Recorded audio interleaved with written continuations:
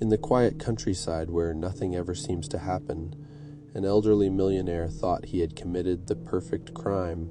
He murdered his wife and tried to hide her body deep in the woods. What he didn't know was that a little boy hidden behind the trees saw everything. That silent witness became his mighty downfall. No one ever thought anything strange could happen at the Ashwood estate. It sat on the edge of town, hidden behind a tall black iron gate and surrounded by towering trees that were older than the house itself. The people who lived in town mostly avoided it, not out of fear, but because the man who lived there, Mr. Leonard Grayson, had made it clear he liked his privacy. Leonard was old, 81. A former steel tycoon, he'd once owned half the factories across the region. Now retired, he lived with his much younger wife, Sylvia, in the massive stone mansion. Sylvia had been a local news anchor once, glamorous, always smiling. But she disappeared from television years ago after she married Leonard. Some whispered she only married him for his money. Others believed there was real love at one point. But lately, things hadn't seemed right. Their gardener, Tom, had noticed it first. Sylvia didn't come outside anymore. The last time he saw her, her eyes were red and puffy, and she walked like someone who hadn't slept in days. "She don't look right," Tom mumbled to his wife over dinner one night. "I think something's off in that house." At the same time, just a mile from the mansion, a little boy named Drew lived in a trailer with his mom. Drew was 7, curious, quiet, and always off wandering in the woods when his mom was at work. He loved the woods. It was his escape from the shouting neighbors and the loud TV that never turned off.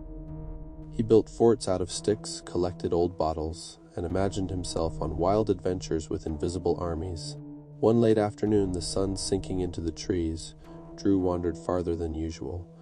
He found himself on the edge of the Grayson property, hidden behind thick shrubs. Through a small opening in the foliage, he saw the long driveway and part of the mansion. Then he heard shouting, a woman's voice. Sharp, angry, then silence, then a bang. Drew froze. There were footsteps, heavy ones, crunching across gravel. Then silence again. Back at the mansion, Leonard Grayson stood in the hallway, his hand trembling as he dropped the pistol on the Persian rug. Sylvia lay motionless at the bottom of the staircase. Her eyes were open, her chest wasn't moving. Blood soaked through her silk robe. He didn't mean to kill her. At least, that's what he told himself. She had threatened to leave him that morning, said she was tired of the isolation, of the paranoia, of being a prisoner in her own home. She wanted half of everything. The lawyers had warned him. The prenup had holes in it. "You won't get a dime," Leonard had snapped. Now she wasn't getting anything. He wiped his face with a handkerchief, staring at the lifeless body. There were cameras in the house, but none on this floor. That was good. The staff were off today. Also good, but he had to move fast. Outside, the wind picked up. Clouds rolled in, thick and gray. It was going to rain. Leonard dragged Sylvia's body down the back hallway, grunting with effort. He opened the cellar door, then paused. No, too obvious. He needed her gone. Completely. He remembered the old hunting trail in the woods. No one used it anymore. If he could make it to the ravine before dark, he could bury her near the rocks. The rain would help wash away any signs. He wrapped her body in a black tarp from the garage, then heaved it into the back of his old Jeep. It took 3 trips to cover the blood on the rug. He tossed the stained towel into a burn barrel in the backyard. No one saw him, or so he thought. Drew had never seen a dead body before, but he knew something was very wrong. He watched from the bushes, heart pounding, as the old man dragged the bundle out the back door and into the Jeep. He didn't move, didn't blink. His knees were pressed so tightly together they ached. He didn't even dare breathe too loud. Once the Jeep roared to life and began crawling toward the narrow trail that led into the woods, Drew took off through the trees. He didn't know what to do. Tell someone? But who? He wasn't supposed to be out here. If his mom found out, she'd whip him and lock the door next time. He thought about going to the police. But what if they didn't believe him? He was just a kid, a quiet one. Kids like him didn't matter much. So he followed, quietly, sneaking from tree to tree, staying far enough behind to avoid being seen, but close enough not to lose the trail. The woods grew darker. The clouds blocked out the last rays of the sun. The only sound was the crunch of tires on dead leaves and Drew's shallow breathing. Then the Jeep stopped. Leonard climbed out and opened the back. He stood over the bundle, breathing heavily, hands on his hips. Then he pulled out a shovel. Drew crouched behind a thick tree trunk. He was shivering now. Leonard found a soft patch of ground near the ravine, a place where the dirt gave easily. He began digging. His movements were slow but determined, methodical, as if he'd planned it before. Every so often he looked around. Once, his eyes lingered a little too long in Drew's direction. Drew ducked. He didn't dare peek again. Then came the sound of the tarp being dragged. Then silence. Then digging again. The hole was deep. Drew couldn't see what was happening, but he could hear every bit of it. After what felt like forever, the Jeep door slammed shut and the engine rumbled to life once more. Drew stayed still, waited longer. When the sound of the engine was completely gone, he finally stood up. His knees buckled, his heart was racing, and then carefully he stepped toward the fresh mound of dirt. Before we continue, let us know in the comments where you are watching from today and what time you are currently watching this video. If you enjoy stories like this, make sure to like, share, and subscribe for more. Drew stared at the mound, his chest rising and falling like he'd just finished running a race. His little sneakers sank slightly into the soft ground as he crept closer. The air smelled like wet leaves, oil, and something else, something bitter and sour.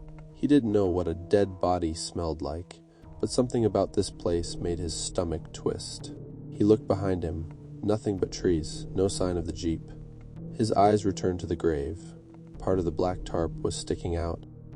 It looked like a corner hadn't been covered all the way. Drew reached down with shaking fingers, grabbing a stick.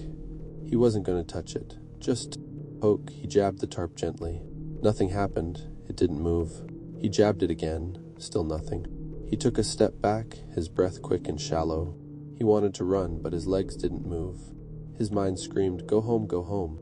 But his curiosity whispered louder, "What if she's still alive?" He didn't want to think about that. He didn't want to think about what he saw, about what that old man did. Eventually, he turned and ran. Not toward home. He knew if he told his mom, she'd drag him back, yell at him for sneaking out, and probably think he was lying.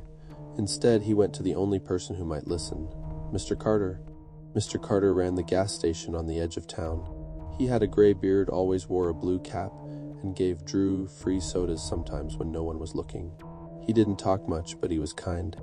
More importantly, he didn't talk down to kids. It was dark when Drew arrived, sweaty and out of breath. Mr. Carter was locking up when he saw the boy sprinting toward him.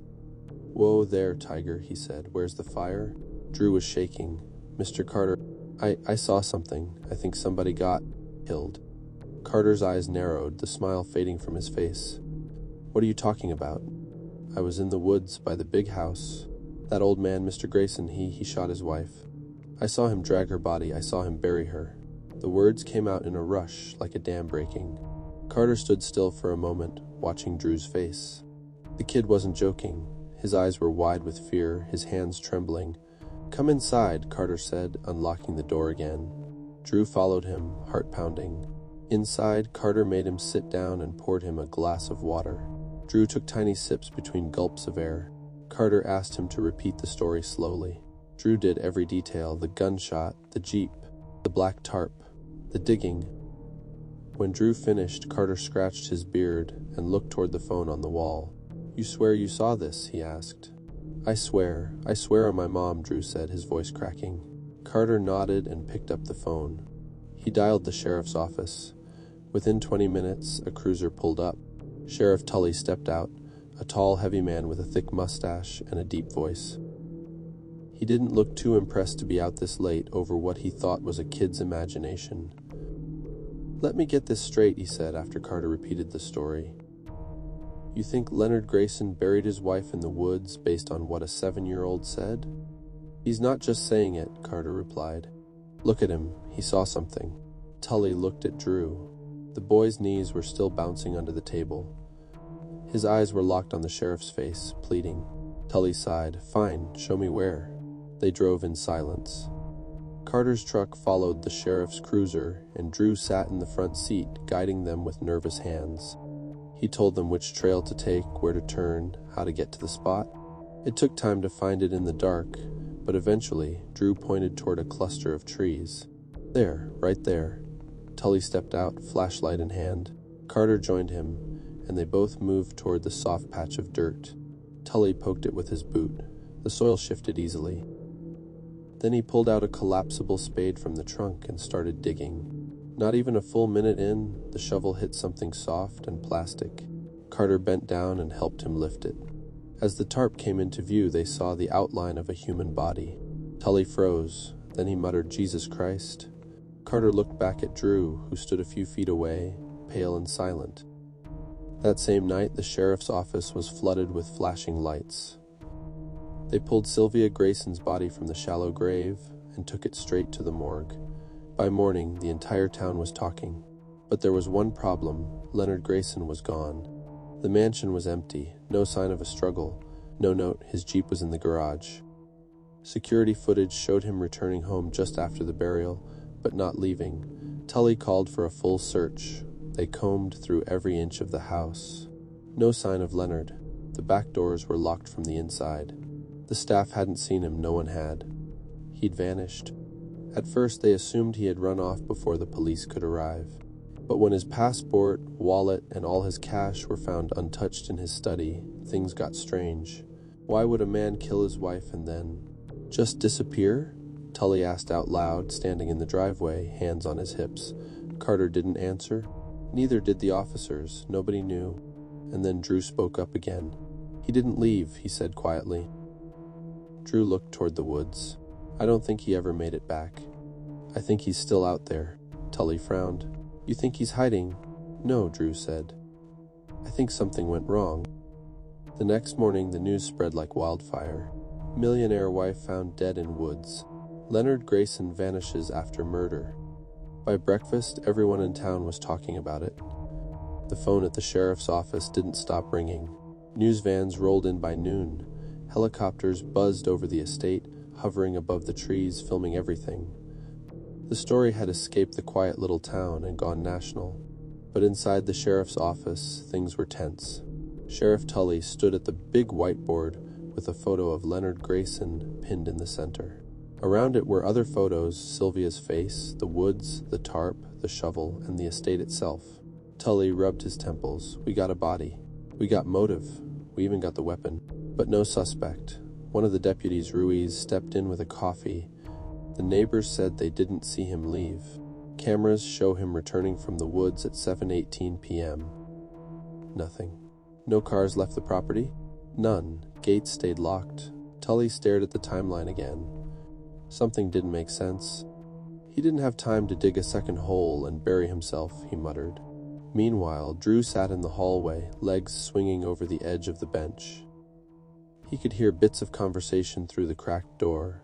His mom was finally there, sitting with Mr. Carter, filling out papers.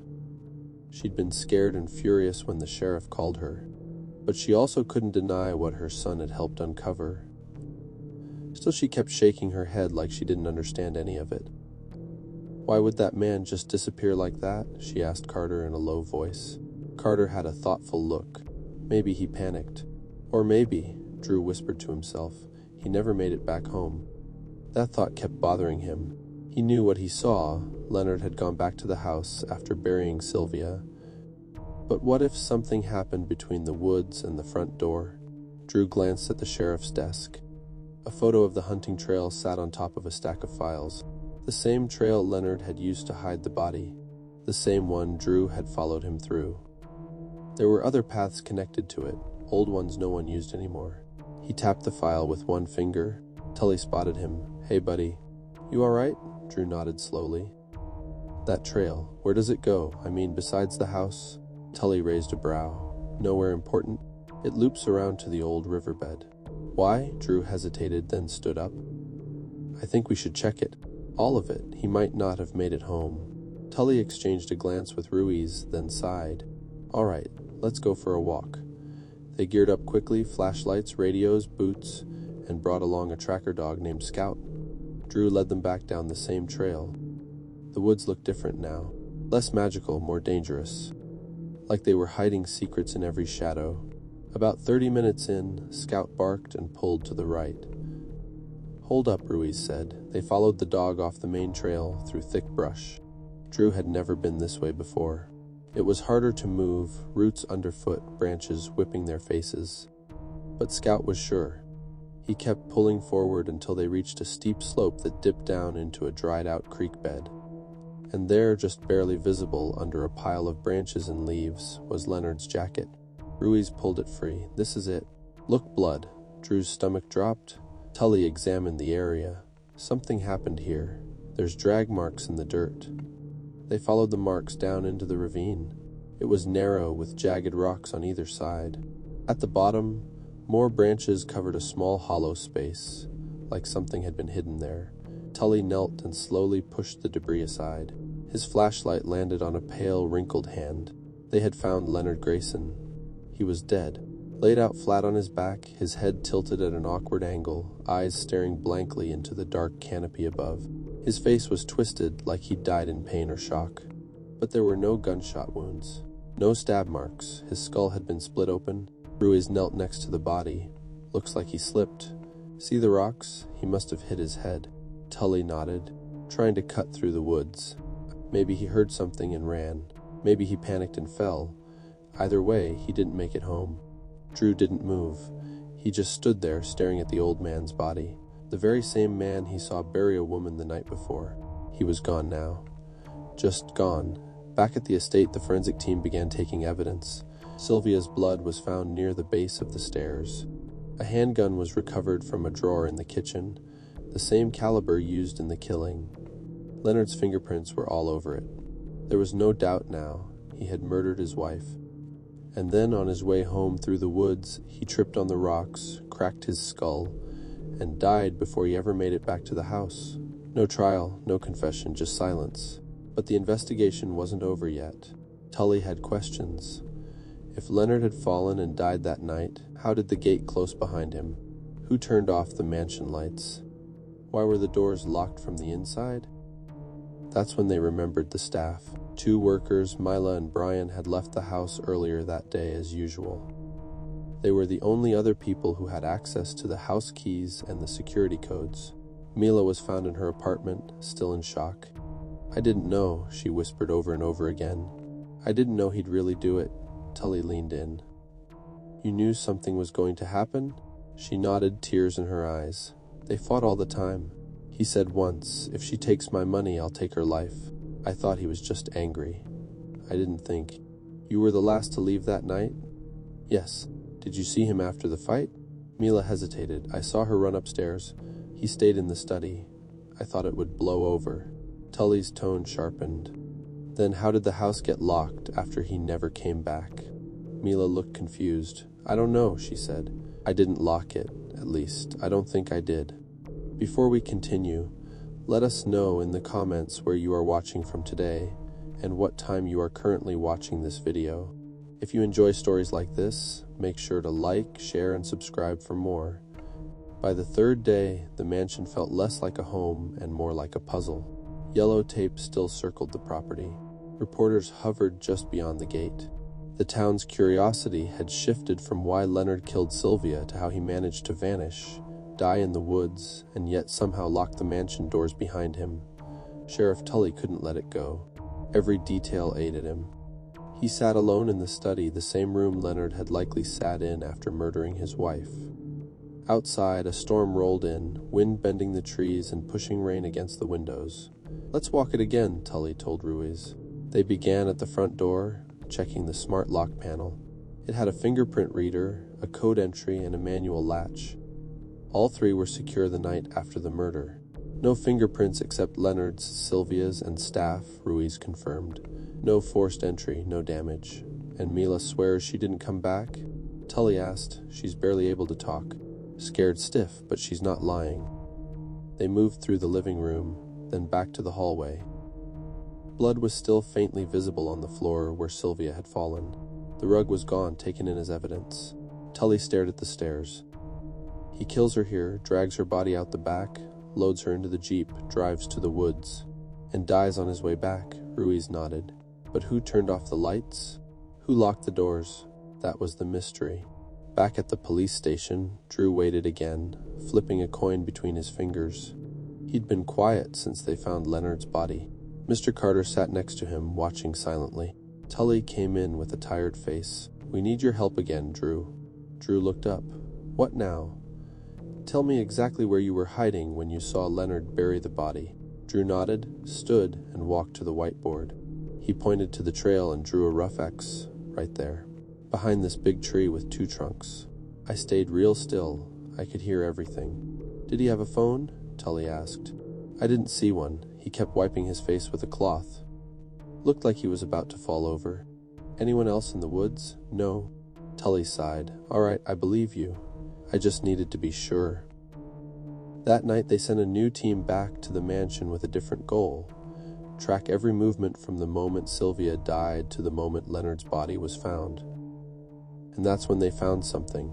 In the garage, beneath a workbench, inside a dusty metal box, was a second set of house keys, one marked main and another side. Tully raised a brow. Who else had access to these? Ruiz flipped through the employee files. Maintenance.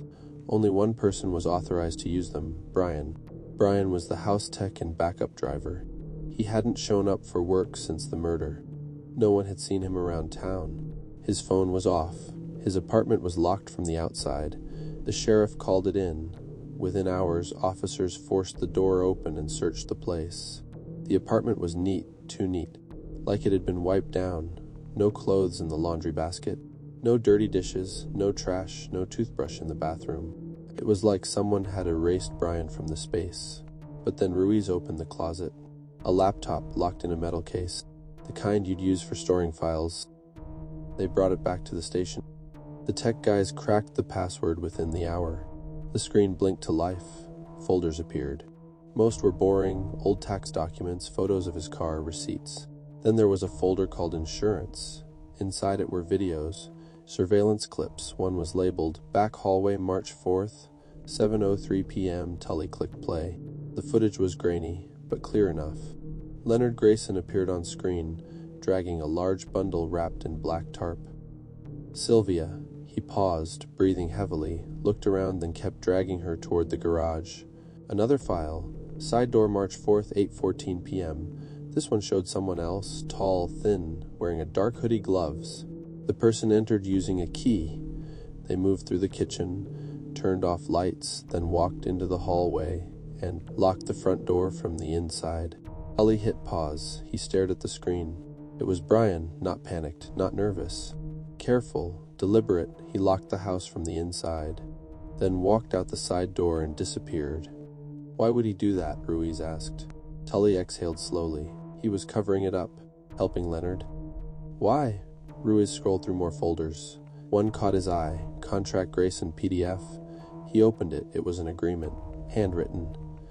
If Sylvia filed for divorce, Leonard would give Brian $100,000 to handle the problem. No specifics, no dates, just a signature at the bottom, Leonard's. Brian had signed too. Jesus, Ruiz muttered. He was part of it, Tully nodded grimly. He knew. Maybe he didn't pull the trigger, but he helped clean it up. And now he's vanished. The manhunt began immediately. Brian's name was plastered across every news channel. His face shone on every screen, a person of interest. The man who helped a millionaire cover up a murder. They traced his last known phone signal to a bus stop 2 towns over.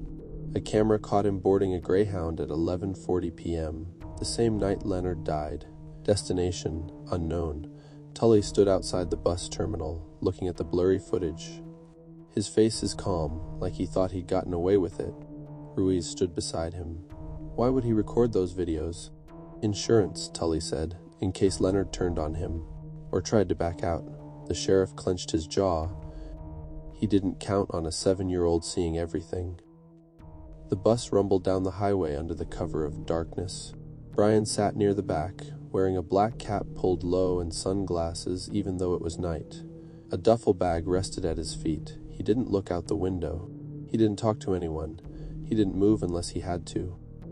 He was trying to disappear. The bus made several stops across state lines, but Brian never got off except to switch buses. He paid in cash.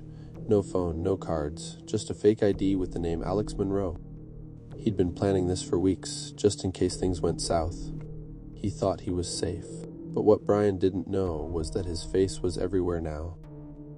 One blurry security photo from the bus terminal had been enough to raise suspicion, and law enforcement was already matching faces across every state border. Back in town, Sheriff Tully didn't sleep. He spent every hour checking bus routes, calling in favors, and reviewing Brian's files. They searched his internet history, financial records, and emails. Brian wasn't just the mansion's maintenance man, he was also a trained electrician, a tech guy, and good with cameras. He had worked quietly for 10 years, learning every inch of the estate. He knew where the cameras were, how the doors locked, even where Leonard kept spare cash. He was too quiet, Tully said, flipping through one of Brian's old job reviews. Smart, kept to himself. This guy didn't just help cover up a murder, he planned for this moment. Ruiz nodded. You think he thought Leonard would mess up? Or that he'd take the fall alone? Either way, Brian made sure he had an escape plan. The FBI was now involved. They tracked the bus to Denver, then another route to New Mexico, then Texas. Each time the trail got colder, Brian had changed clothes at every stop. He even shaved his beard and switched hats in gas station bathrooms. But one thing gave him away, his shoes. At a diner near Amarillo, a waitress remembered serving a man with a strange scar near his ear and old brown boots with a tear on the left side. He paid in cash, didn't talk much, she told the agents. But I remember those boots, worn out and dirty, like he'd been running. That tip was enough. By morning, agents set up roadblocks near the next bus station in Dallas. They were ready. But when the bus arrived, Brian wasn't on it. They searched the whole vehicle. Nothing. Then one officer checked the restroom. It was locked from the inside. Open up, the officer shouted. No answer. He banged harder. Police? Still nothing. They forced the door open and found the small room empty. Confused, they swept the whole station again. Then one agent looked up and noticed a missing ceiling tile in the bathroom. Brian had climbed into the ceiling.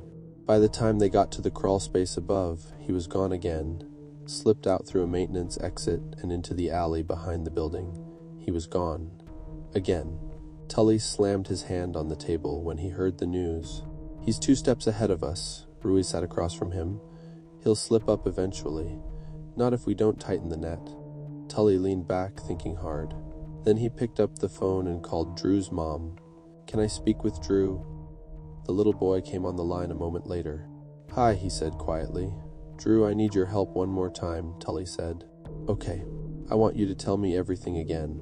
But this time, think about Brian. Did you ever see him the night Sylvia died? Anything at all? Drew paused. I don't know. I only saw Leonard. Tully waited. But what? When the Jeep drove off, I heard something else. Another car, but it was far away.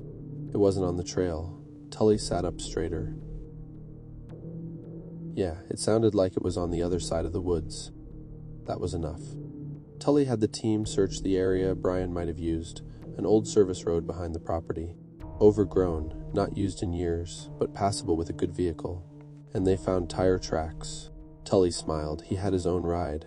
Parked it in the woods. That's how he got out without being seen.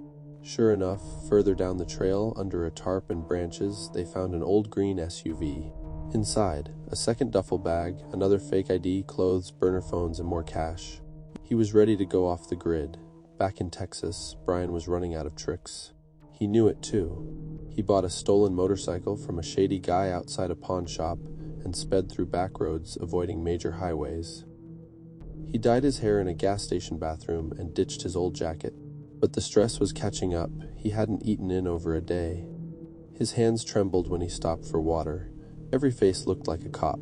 Every car felt like a trap. He was unraveling. He thought of going south. Mexico, maybe even further, but he needed a place to rest. Just for one night. He picked a cheap motel on the edge of a dusty town in southern Texas. Room 6, no cameras, no questions. He locked the door, sat on the edge of the bed, and stared at the peeling wallpaper. He thought of Leonard, the gun, the blood, the cold forest floor. He should have never gotten involved. But it was too late now. He laid back, eyes wide open, every sound outside the window making him flinch. He didn't know the sheriff had already contacted the border patrol. Didn't know Tully had alerted every small-town cop within 500 miles. Didn't know that one of those motel workers had just called in a tip about a nervous man in room 6 with a scar near his ear. He was almost at the end of the road. He just didn't know it yet. Before we continue, let us know in the comments where you are watching from today and what time you are currently watching this video. If you enjoy stories like this, make sure to like, share, and subscribe for more. The clock on the wall of room 6 ticked loudly. Too loudly. Brian lay on the stiff motel bed, fully clothed, shoes still on, one hand clutching the grip of a small pistol beneath his pillow. His eyes were bloodshot. He hadn't slept in 2 days. Every noise outside, footsteps, engines, car doors, snapped his eyes open wider. He didn't trust the walls. He didn't trust the door.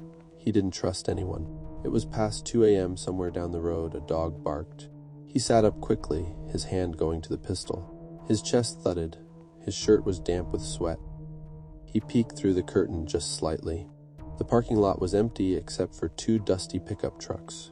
Still safe, for now. Brian backed away from the window and sat at the small table in the corner of the room. On top of it, a folded map, a burner phone, and half a sandwich he couldn't bring himself to eat. His nerves had killed his appetite. He stared at the map. His route was simple: ride the back roads south, stay off cameras, cross into Mexico through a remote town. Once there, he'd vanish, change names, pay someone to get papers, start over. But he knew time was running out. They were close. He could feel it. Meanwhile, 200 miles away, Sheriff Tully sat in a rental SUV just outside the small border town of Laredo. His phone rang. It was Ruiz. "We got a hit," Ruiz said. "Motel clerk in Westfield. A man checked in tonight using cash, scar by the ear. Matched the photo we circulated." Tully sat up. "That's 6 hours from here. Already passed it to the local sheriff. They're on their way now." Tully was already starting the car. "Send me the address. I'm heading there myself." "You sure?" Ruiz asked. Tully didn't hesitate. "We end this tonight." Back in Westfield, Deputy Marshal Angela Price pulled into the dirt lot of the Desert Inn Motel. Her car headlights swept across the cracked sign and the row of rooms. Everything was quiet. A ceiling fan spun lazily behind the front office window. The motel clerk, a wiry man in his 50s, stepped outside when she arrived. "You called about the guest in room 6? Price asked. "Yeah," the clerk said nervously. "Came in around 10:30, paid in cash. Gave a name, something like Mike Green. Real twitchy, didn't want to talk." Price nodded. "Anyone else in there?" "Nope, it's just him. Been quiet since." She walked back to her cruiser and radioed the update in. 2 more officers were already on their way. She approached room 6 alone, but careful. Brian sat frozen in the dark, eyes wide. He heard tires crunching outside. He turned off the single lamp on the table. Complete darkness, footsteps now. Slow approaching his door, then a knock. "Sir, this is Deputy Marshal Price," came a voice from the other side. Calm but firm. "I need you to come out with your hands visible." Brian didn't move. His hand tightened around the gun. Price waited a few seconds. "I'm not here to hurt you," she continued. "But we know who you are. You don't want to make this worse." Still nothing. Inside, Brian's thoughts raced. He had 2 options: surrender or try to run. But where? There was one window, maybe just wide enough to crawl out. But with cops outside? Another knock? "Brian, we can talk this out," Brian whispered to himself. Too late for that. He turned and crept toward the bathroom window. Careful, outside. Price motioned for the other officers, now arriving silently. They positioned themselves on both sides of the building. Price stepped back. Suddenly, glass shattered. Brian had punched through the bathroom window and was halfway through it when Officer Daniels came around the corner and shouted, "Freeze." Brian didn't stop. He lunged into the alley behind the building and ran. Daniels chased after him, yelling, "He's fleeing on foot, back alley, west side." Brian cut through the alley, heart pounding, feet slipping on loose gravel. He gripped the pistol in one hand, using the other to knock over trash cans behind him. He reached the back fence, jumped, and barely cleared it, scraping his shin on the edge. He landed in someone's backyard, panting. A dog barked, porch lights came on. Brian sprinted past a rusted swing set and climbed over another fence. Behind him, sirens wailed. Flashlights bounced through the trees. He ducked behind a shed, gun still in hand. Hands shaking, he tried to breathe, tried to think. Voices got closer. "This way!" "Check the shed," Brian cursed under his breath and ran again. The neighborhood opened into a dark field, tall grass, scattered trees. He ran as fast as he could, legs burning. That's when he saw the dirt road and a car. Parked, engine running, could have been anyone. But he didn't care, he ran toward it. Tully stepped out of the driver's seat and pointed his gun straight at him. "Drop it!" Tully shouted. Brian froze, raising the pistol slowly, not pointing it at anyone. His eyes were wild. "It's over," Tully said louder. "Drop the weapon, Brian." Flashlights and footsteps closed in from behind. Brian's knees bent, body shaking. Then finally, he dropped the gun. It hit the dirt with a dull thud. He dropped to his knees and said nothing. Back at the sheriff's office, Brian sat in an interrogation room, handcuffed, face blank. Tully entered, tossed a thick folder on the table. "Surveillance, contracts, witnesses." "You're done," Tully said. Brian looked up slowly. "It wasn't supposed to go that way." "She was going to leave him," Tully said. "Take the money." "And he didn't want that," Brian nodded. "He begged me to help, said he'd pay me anything. I thought, if I just handled the cleanup, I'd be clear. But then that kid, he saw everything." Tully stared at him. "That kid ruined your plan."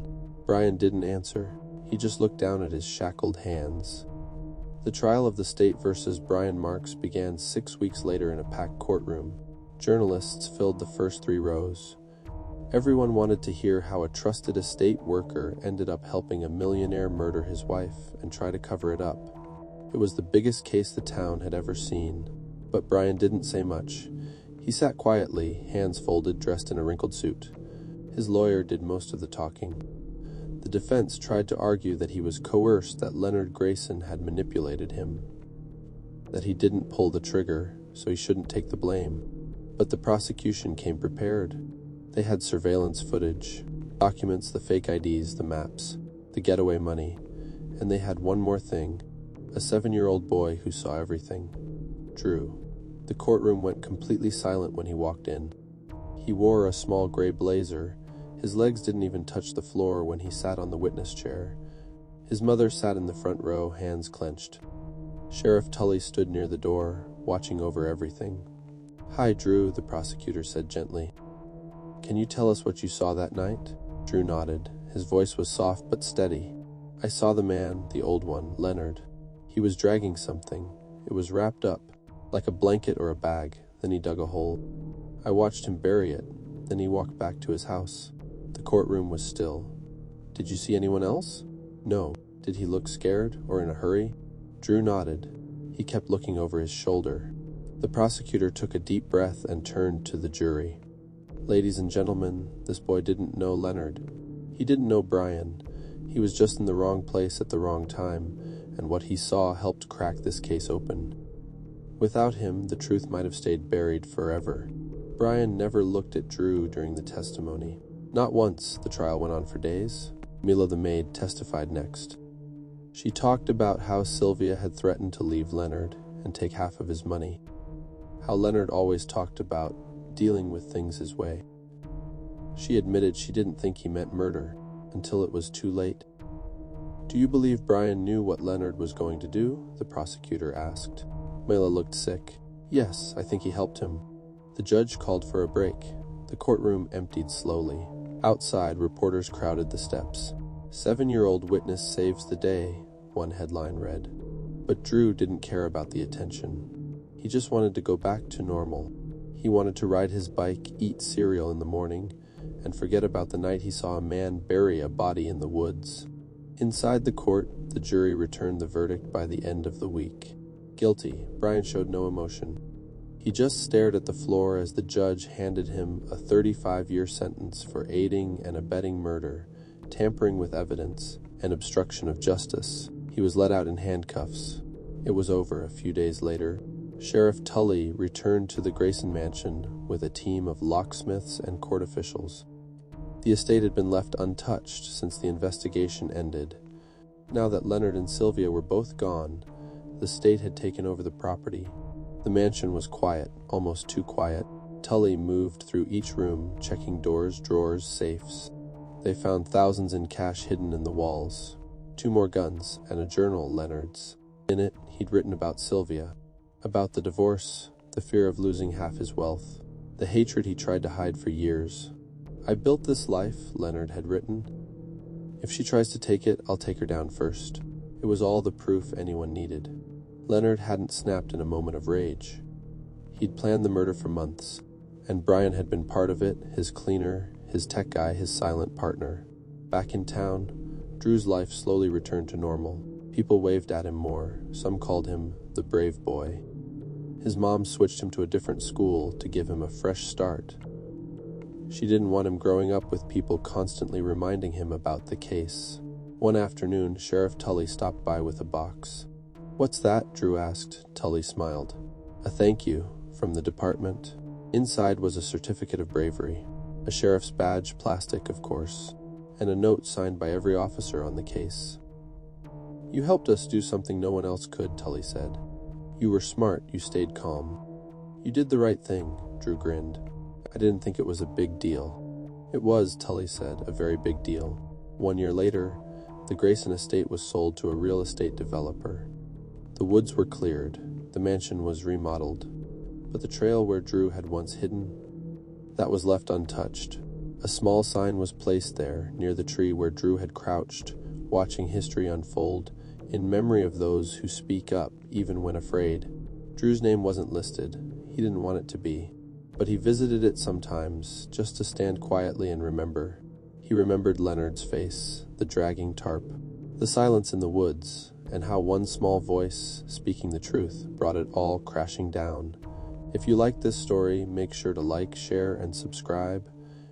Also, in order to strengthen our community, let us know in the comments where you are watching from and what time you are currently watching this video.